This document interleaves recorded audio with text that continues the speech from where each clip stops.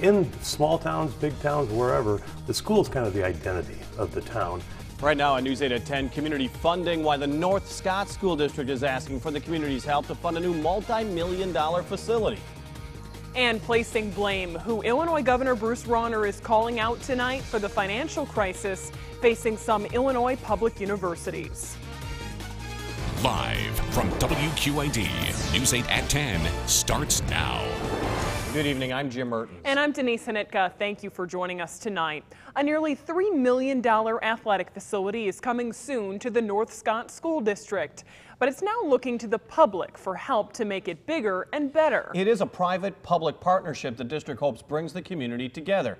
In your top story tonight, News 8's Jared Ransom joins us now live with a look at the bigger meaning behind the money. Jared? Well, Jim, you could call it a pep rally for funding tonight at North Scott. The athletic complex is coming, they know that, but they're banking on community support to take it up a notch.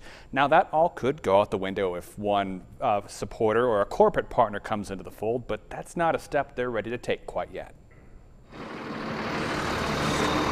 Asking for money is never an easy task, but for the North Scott School District, they see what they're doing now as an investment from the community. Along with the new $2.75 million athletic facility, school staff is asking for help to make that project even bigger. And in a step of faith, we're asking the community to come alongside us and donate, raise, pledge $500,000. That's expected to add more equipment and space for other sports teams to use. So you could go out for your sports. It's a step of faith that guest speaker Kent Stock says he's seen many times in his decades in education, and he says it pays off every time. In small towns, big towns, wherever, the school is kind of the identity of the town.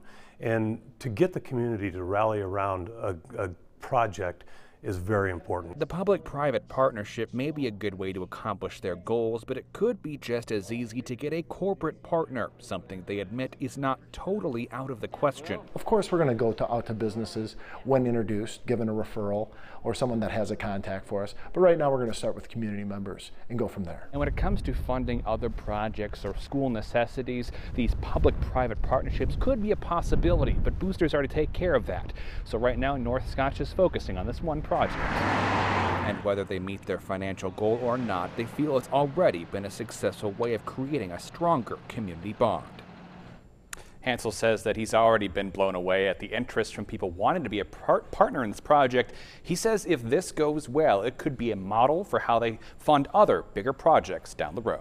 All right, thank you, Jared. Right now, the district has only looked at the partnership as a way to help fund individual projects. While state funding has limited what can be spent for school programs, there is not a plan in place right now to use outside funding in those areas. Well, after some spring-like weather this weekend, it looks like we're going to be seeing a change of pace. We just keep going back and forth like that. James Zahara has more on the first check of the forecast. Hi there, James. Hey guys, it is that time of year. We got to go up and down in our temperatures, and when it does go down, it can go down in a big way. And we're talking about that next round of snow. Not for all, but mainly around the northern third of our viewing area has a real good chance we're seeing some pretty good snow. The wave we're going to be watching as we head overnight is located just north and east of Des Moines. That's the wave that's going to bring down some pretty good snowfall in areas primarily, I would say, just north of Highway 30, going along and north of Highway 20. That's where the snow will be picking up. And in those areas, that's where we have not only winter weather advisories right along Highway 30, but as you get to Highway 20 and points north, that's where you're talking about snowfall amounts.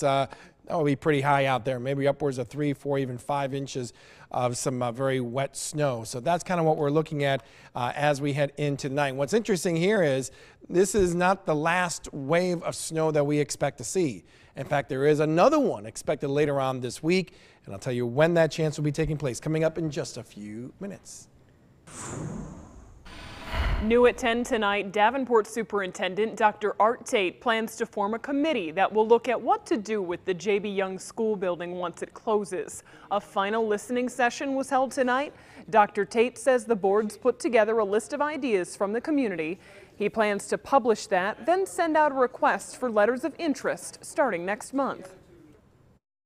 My plan is actually put a committee together who will look at those letters of interest and try to help the board make a decision on which are the best ones that will meet the needs of the community. Dr. Tate says he hopes to start evaluating those letters of interest in April or May. Today, Illinois Governor Bruce Rauner called out House Speaker Michael Madigan, blaming Madigan for Illinois' budget problems in higher education spending.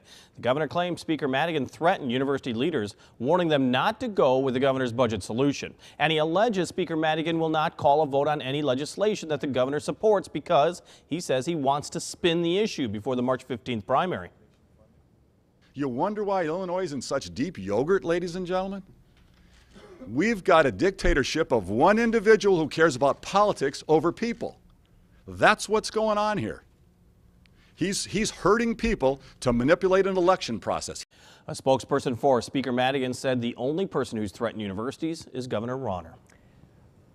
Around 1,600 people who were overpaid a total of nearly $434,000 in unemployment benefits will not have to return that money. On Friday, the Iowa Workforce Development Board voted to let those people keep the money. It was paid out in 2014 because of a malfunction.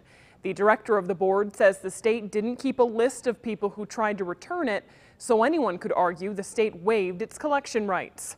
The overpayments were part of more than $900,000 the state lost to scams and errors over 3 years. We now know the name of the young girl who was killed by a driver yesterday afternoon in Davenport.